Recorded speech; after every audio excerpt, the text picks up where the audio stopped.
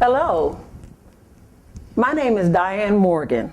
Welcome to 365 Bible Stories, a Bible story for every day of the year, from Genesis to Revelations. Today is Bible story number 1, found in the book of Genesis, the creation. Our great God decided He was going to make something magnificent. He decided He was going to create the earth. God created the heavens and the earth. The heavens was the space that was above the earth. The earth at that time was just covered with water, and it was a mass of dirt. It had no true form. But make no mistake about it, God had a plan for everything that He was about to do. But right now, the earth was just mud. And we all know what mud looks like. So we know we could not have just survived in just mud. But God intended for us to come along, but not yet. Isn't it just magnificent how God planned everything out so that by the time we came along, this place was just beautiful. It was as we see it today. But at that moment, it was just mud and it was outer space. Then God did something else that was magnificent. God spoke and light came to be. And He separated the light from the darkness. And He called the light day and He called the darkness night. Isn't that wonderful? Isn't God awesome that He could just speak and things happen? There are many people who don't think God exists. They think all of this came about as a big bang, that a big puff of smoke happened and the earth came about. Well, don't you think if that was so, that another bang would come along and another puff of smoke would shoot out? But oh no, God was there. God's Spirit continued to hover over this barren mass of water because He's got some other things to do. But within 24 hours, He had created the heavens and He had created the earth.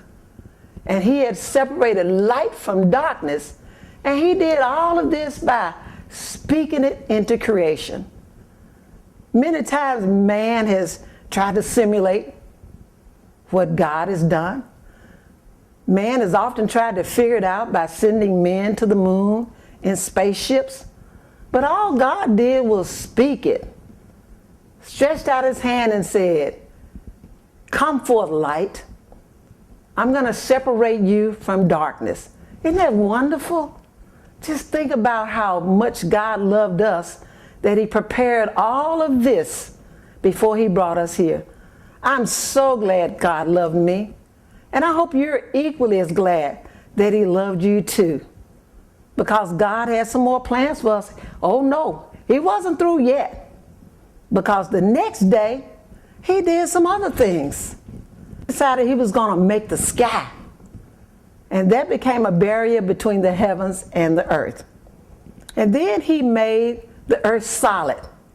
And He separated the waters so that we could have dry land to step out on when He decided He was going to create us. So on the second day, God brought out the sky. He separated the heavens of the sky from the earth. So there was water in the sky, which is where our rain comes from, which is where our clouds are. And then there's the firm part, which is the earth as it is now. And then there's the great water part, which are our oceans and our seas. Isn't God magnificent? There's no thing and no other being that could have done that. We know that because nothing else has changed. There's no new earth. There's no new sky. There's no new clouds. The rains fall at a time when God determines that that's when it's going to be. And there's no one and no thing as great as God. We thank you for tuning in today. That is the end of today's Bible story, which is the creation of the earth, day 1 and day 2. Thank you so much for tuning in. And don't forget to tune in next time where we will have Bible story number 2.